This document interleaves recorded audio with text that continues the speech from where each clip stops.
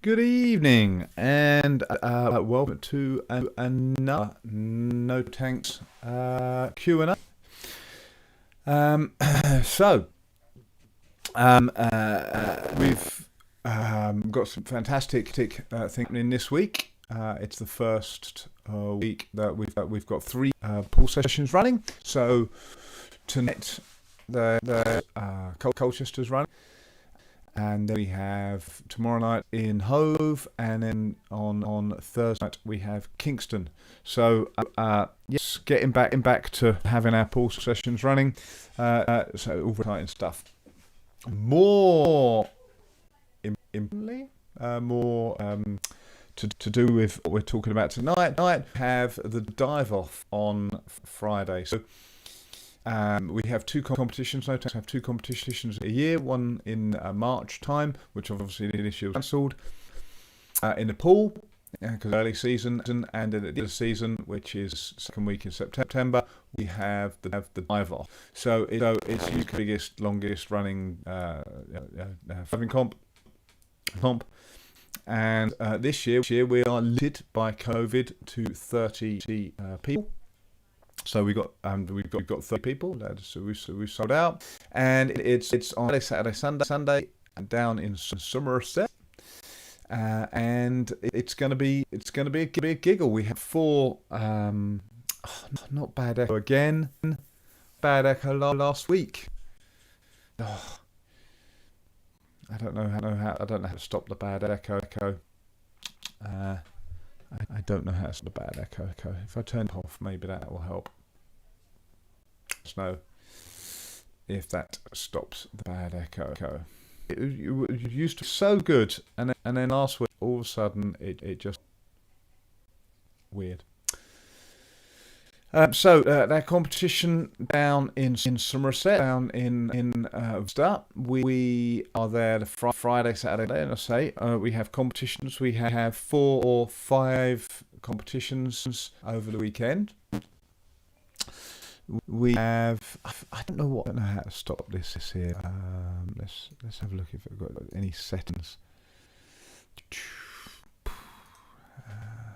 See if I can sort this out live. I don't think there's anything I can do.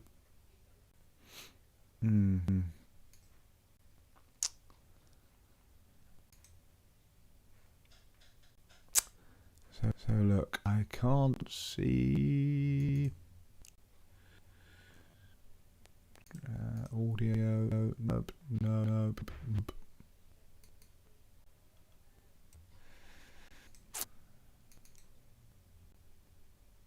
No, I can't see. I can't see the input for the. I can't see where this weird delay is coming from.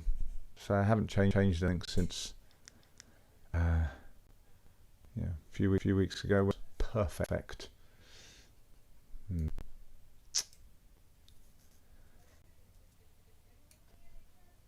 Okay. Anyway, we'll get on with best.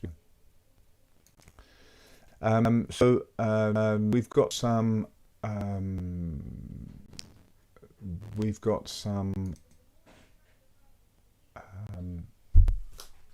5 competitions weekend, and we've got some questions relating to a competition. So Laura's given us a question: when not freediving, should us train in open water swimming? They should.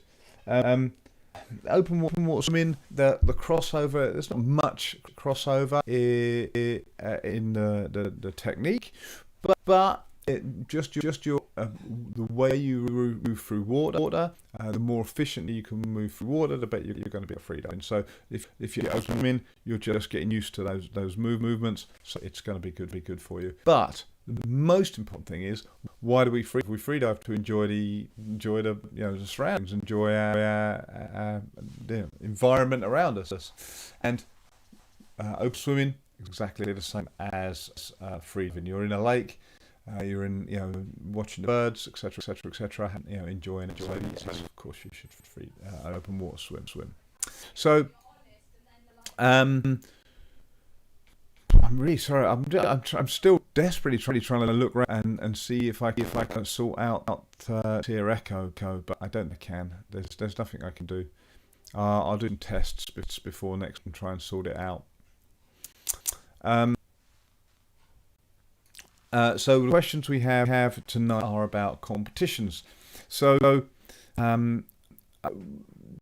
one of the things that I get asked a lot is when people come up, and this is more pool comps, depth comps, come up, and if they're goggles and a nose clip, okay, they'll take the goggles off and then take the nose clip off, and in no tank shout them, oi, what are you doing? Don't do that. That's wrong. And this is because in competition, you have to take off all your facial equipment, number one. 2, make the OK sign, and number 3, say, I am okay. If you've got a mask and you come up, you take your mask off, that's all your facial equipment is gone. Straight away, it's gone. And then you make the OK, you say, I'm okay. But if you've got goggles and a nose clip, you've got 2 parts of facial equipment. Now, I've seen many people take their goggles off, and just because they're not really with it, they're excited about the end of the eye, whatever it is, they've taken their goggles off and have the OK sign. That's a red card, gone. That's it. Yeah, you are out of the competition because they get to take the nose clip off. But I've never seen anybody take the nose clip off and forget to take the goggles off. And the reason is the goggles really impede your view, and you're always going to be aware of them. But if you're used to wearing a nose clip, you've got it on. So every time you train, you come up, nose clip off, nose clip off first, and then the goggles. Then you get into that habit, nose clip comes off first, and you're finding competition, and that's when you're training. So it's building in that habit. See people in competition, they'll take off their nose clip before they come out of the water, especially if it's a static. Take nose clip. That's one thing less to think. Okay. Then you come up, mask, signal, say I'm okay. So that's a little thing you can put into every training you do. Nose clip off first before goggles, and that's kind of competition related. So with the questions that I've been asked, okay. So what factors should you consider when choosing your depth for a competition dive? Now, this is a really good question, and it depends who you are.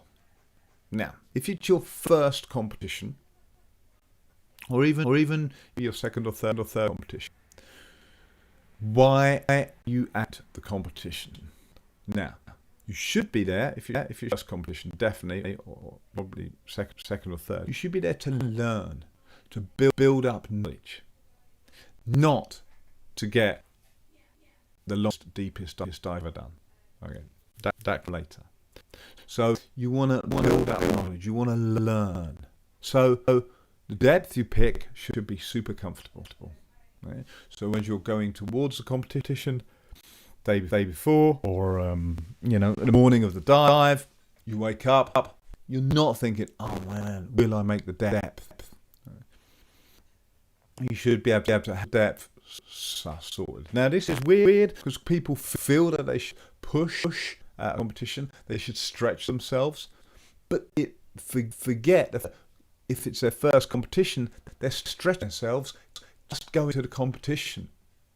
So pick a depth that you are so comfortable with, it's not a concern. So you wake up in the morning, and the last in your mind is the depth. You've got other things to think about. Getting to the place on time, registering if it's on the same day, finding your adjutant, giving you a list of warm-up exercises to run. That's super important. Write out what times you want. If the times for the dive the day before, as soon as you get your time for a dive, you can write out a list of what you want to be doing at what time for usually the hour up to dive, where you want to be, what equipment you want, what equipment you want put, what equipment you want, so that you can give it to your adjutant when you know your adjutant is here's a list of what I want. Right? And the thought process is nothing to do with the depth. The depth is not hard. As you progress on, you may, on your fourth or fifth competition, you may be saying, okay, I've got the competitions down. I know what should happen. I've done a few competitions. Some have gone right, some have gone wrong. But you've got an idea. So you can put into place all the build up to the dive. You should be doing. Sorry. Know what you should be doing. So then now you can, on your fifth comp, you can start saying, okay, what depth am I doing? Now, unless you're beating a world record, there is no sense in doing a deeper dive competition than you'd before. It's just going to add stress, and you're going to add a meter on to beat yourself. Well, if you've not done it in competition, any depth. Going to beat you don't have to do if you don't have to do better deeper than you've ever done before. All you need to do is deeper than you've done before in competition. So it's conservative. You pick, it's a set depth, okay, and you should, unless you've been a world record, should have done deeper than the competition dive in practice. It just makes, because you're going in there and doing what you can do. You never see gymnasts go in and say, I've been practicing double somersaults, but on competition day I'm going to do a somersault. They will probably do a single somersault because they know they can nail it on competition day. Okay? Doing a double, it's 50-50, triple done before. That's ridiculous. And we should approach freediving this way. Competition is a performance dive. It's a performance showing the judge you can do it well, not that you can do. Okay. So that's that. In fact, I'm going to write down competition day. I'm going to write that down. That's good. I'm going to competition shows you'd be performing, showing the judges, I am writing this down, you can do it well. Not they can do it.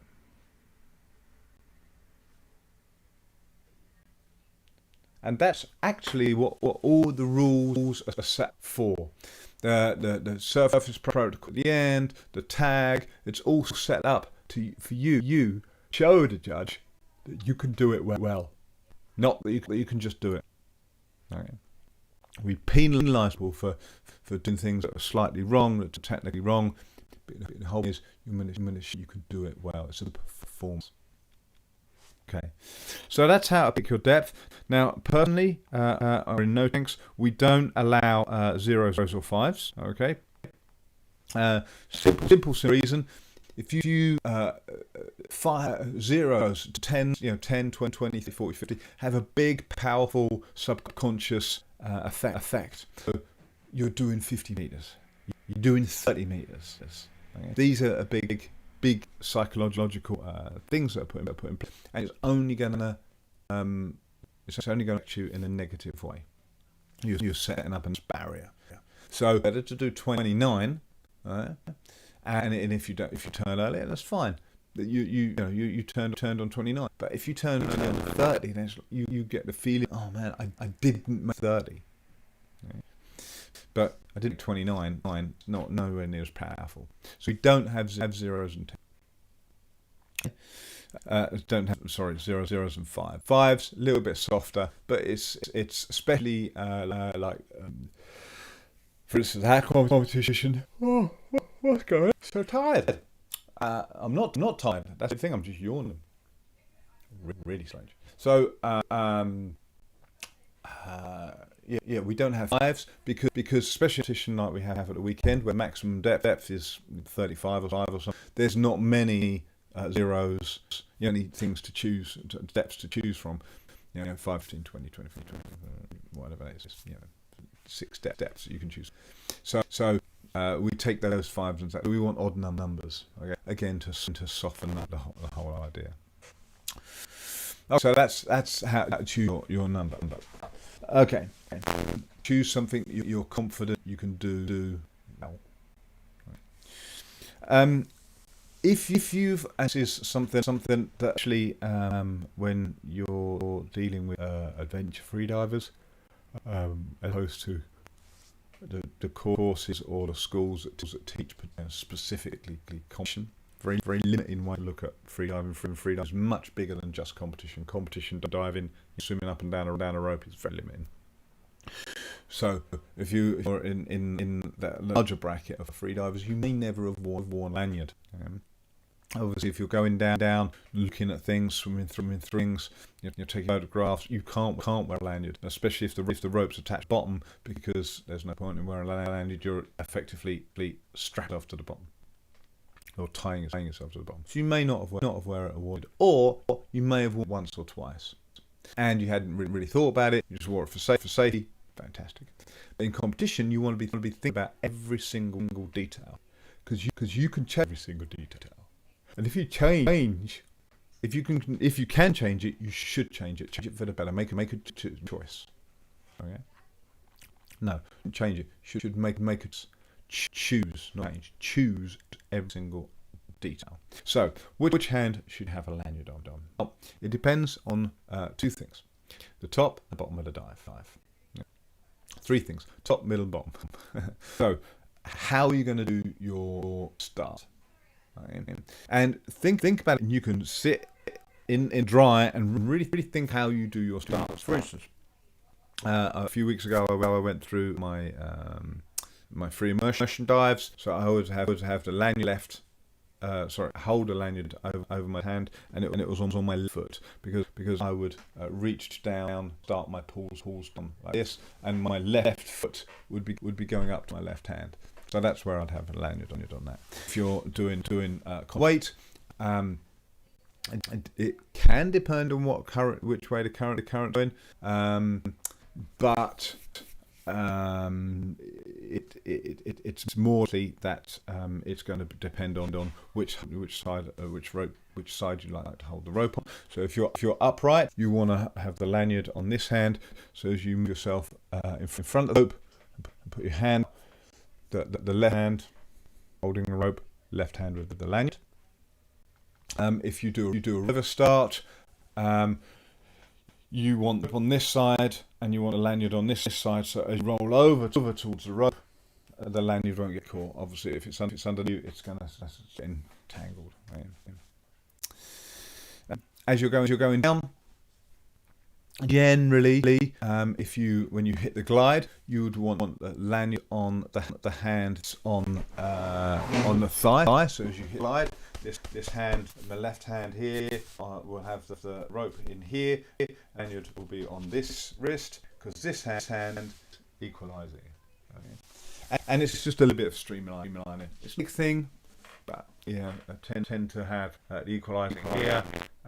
With a lanyard on, it's going to be in front of your face, or if it's heavy, or if it's light, it's going to be down there. It's, I like to have it on the hand that's on the rope. Again, preference is something to think about, but pertinent is at the bottom. So as you're going down, reason I have my left hand through the rope is because I'm going to grab the rope.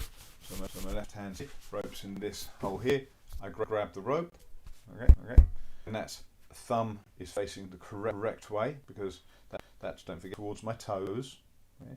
And I'm going to turn around. So grab the rope. It's easier when it's on the thigh. It's just a little grab here. I'm doing it here for the camera. So you grab this hand, my right hand, because I'm right-handed, is what I want to be reaching down to grab the tag. Okay, so I don't want the lanyard, which is a meter long, to get caught on the tennis ball. As I grab down. I want my right hand, which is my hand, to grab. That's the one I want free without the lanyard on. Okay, the lanyard's probably going to be behind me. I like light lanyard. Some people like heavy lanyard, but it doesn't matter.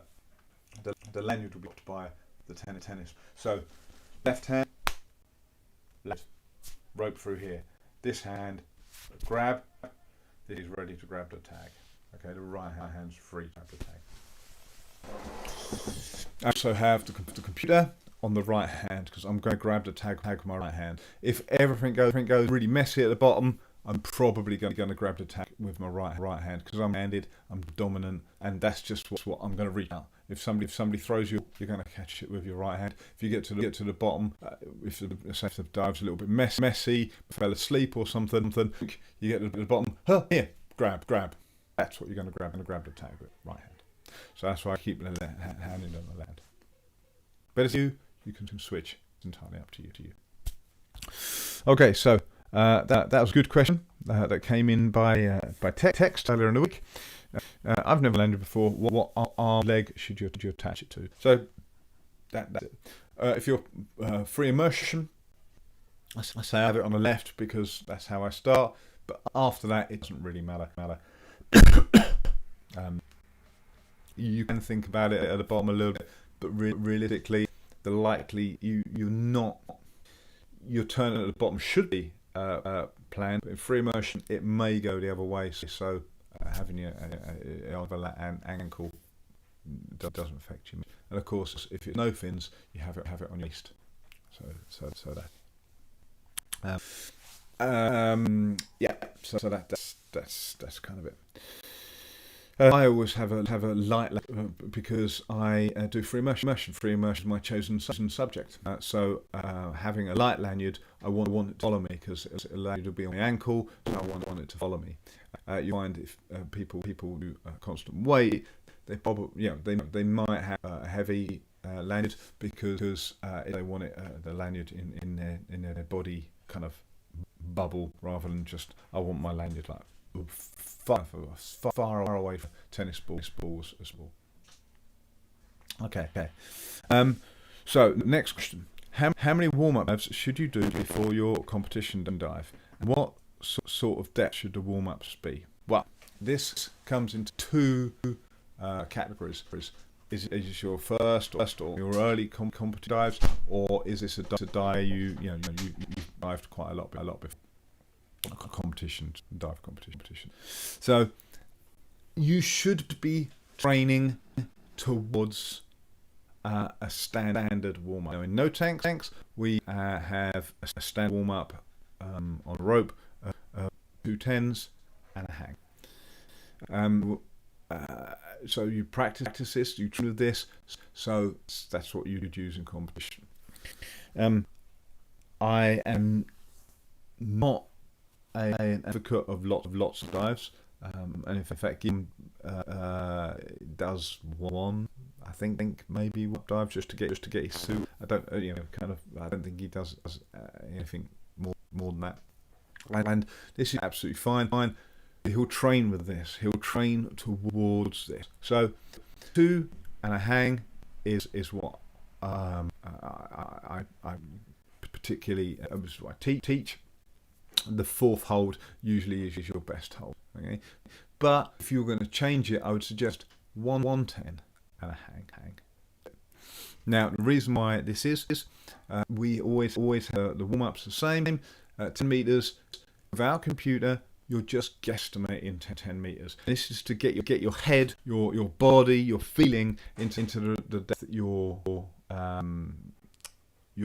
kind of the depth. So you're guessing 10 meters. So in training, you'd have a buddy, and you'll say, buddy, go, oh, it's a bit deeper, and you go, oh, okay, my internal gauge is off. I'll reset it. Or that's a little bit shallow for 10 meters. Okay, my internal gauge is off. I can reset it. Okay. So you always have an opportunity to learn from every single dive you do, and this is why we go through for competition dives, warm-ups, because that's what you're used to doing.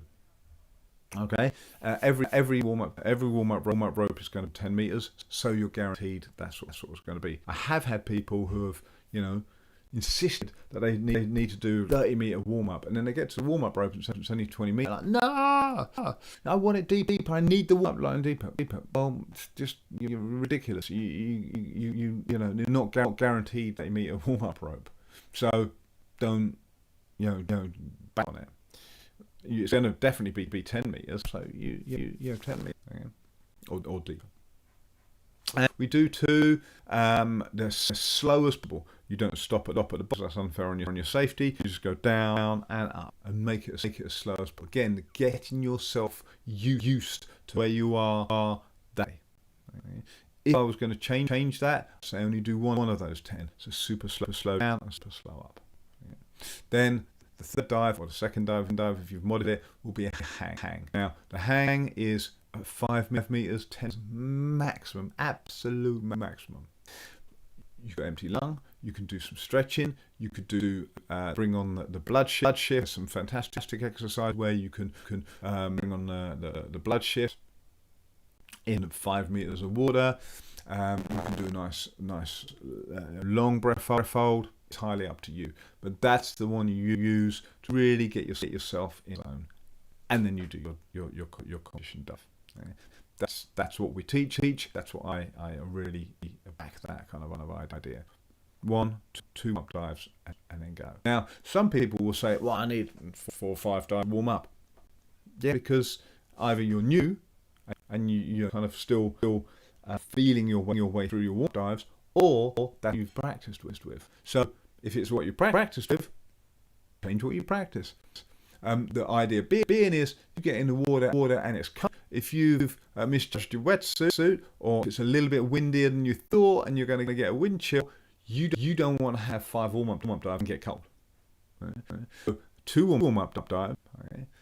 That's and if your body is good at that, if your mind and body are set for 2 warm-up dives, you can do that. First dive, down maybe 3 minutes, maximum 3 minutes. It's going to be more like 2 minutes, 1 minute, okay.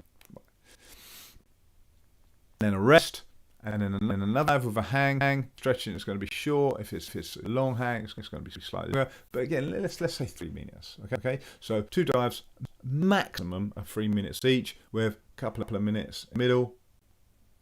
10 minutes. That's your warm up in the water. 10 minutes. Maximum. Okay. Your first dive 2 minutes, then 2 minute rest, then 1 minute. That's 5 minutes. Okay. So you're not going to get cold in 5 minutes. Okay. Plus, then you move to the competition line where you've got 5 minutes on there. So you're getting in the water 10-15 minutes before top. So it's refitting.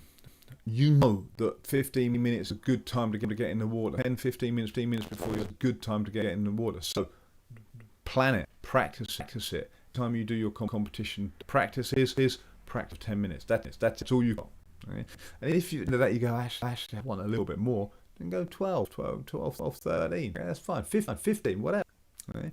As opposed to going in with 20 minutes, I'll have a bit more, 30 minutes. And then on competition day it doesn't quite go as smoothly and you end up for 40 minutes, you're going to get, okay, especially if you've got the right suit for a dive you're going to do, you're going to get cold. Yeah. There's a possibility you might get hot, but unlikely. You'd have to be in some pretty warm water to get over. But anyway, that's why we pick what we pick. We pick something that's sensible, that's always going to be doable, and it doesn't really rely on the safety does. You know, to me, a dive, anybody can safety it, like any standard safety diver can shoot on that. You add your time if they're there, they can watch on that easy. They don't need any skills. Okay, so you can do it at any competition. 10 minutes in the water, any competition. 10 meters, any competition. So we'd maximum what we're going to do. We can turn up and we know we can do it, and then we practice that. So that's what I'd say for warm-up dives. Obviously, if it's your first competition, like I've got maybe 10 new competitors this week, this weekend, which is fantastic. Then they may be more nervous, but they're all, as with all of those competitions. If it's your first comp, you're going to have a senior looking after you, so you'll really be like looked after by the senior, and they'll talk you through it, and you can really relax in that warm up zone. You may do 3 dives, you may do 4 dives, depending on what you need, what you want to do, what you need to make your dive good. You might want to try the landing on, so that'll be another warm-up dive, because maybe it's slightly different from the used before. I don't know. So, but you can build that into build it to your warm up. And I think, look at the time, it's 8 o'clock. That's it. I will definitely sort out this out. I'm really sorry about the I shall try it again. We've got some more questions in. What type of warm-up exercises do we do before a competition? Okay, actually, I'm going to answer these. Althea says, what type of warm-up exercises do before the competition? Well, I've taken the warm-ups on the rope. Okay. You will plan your hour before your top with the warm-up dives, getting to the rope. Saturday it's just a swim, just a boat out, whatever it is, and then you're back to getting your suit on and do some restful stuff before that. Personally, I would have some ideas about some relaxation. Personally, reading a book was always works. You can just pop it out, and you can lose yourself. Doing yoga requires you to have mental stability to do yoga as reading a book. Back your book, 10 seconds later, you're getting relaxed and you're into the book. So, nice external stimulus to relax. That's why.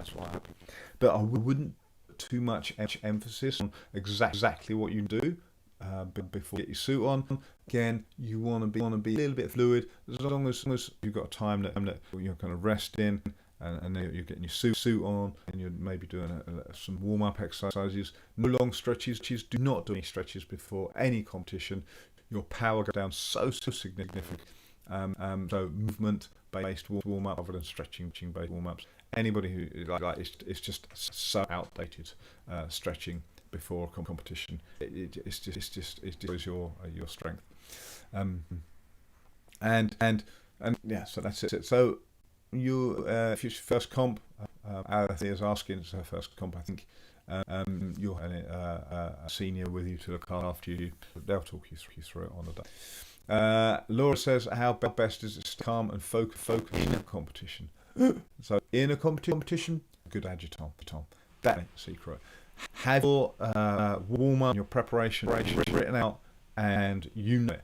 That's how you're focused. So you're not laying on your back 10 minutes before top, floating around and go, oh, hold on a sec, I need to put my computer on this, or whatever it is. And then go, oh, hang on a sec, what happens if this? Think beforehand and just relax. And if you've got adjutant, that's to stay in focused. You can just go, hey, adjutant, have you put a computer on? Yeah, of course I have. Hey, adjutant, how's it before top? You know, that's what the adjutant's there for, to help you. Stay calm, have a good adjutant. Stay focused, have a good adjutant. Yeah. Okay, and Laura, one quick question. What's it like seeing the Boeing 737 train raised relay? Mark. It's really nice. I'd love to swim through it. Obviously, you're not allowed to swim. You're not allowed to enter anything at raised. And there's no entry, you're not allowed in or anything, but it looks beautifully big. So you can just put your head in, and you get the sense that if you were to swim through, it'd be really big. I put a couple of photos up. It's crisp. It's new. All the lockers and stuff are still there. There's seat belts on for the hostess emergency seat. And it's really nice, and it's big. Really big. Anyway, thank you very much for that. Gone a little bit over, but I'm sure I don't mind. I'm going to sort out Echo before next week. Have fun, and we'll see you next week. Unless you're coming to the dive off, in case I'll see you at the dive off. Ciao.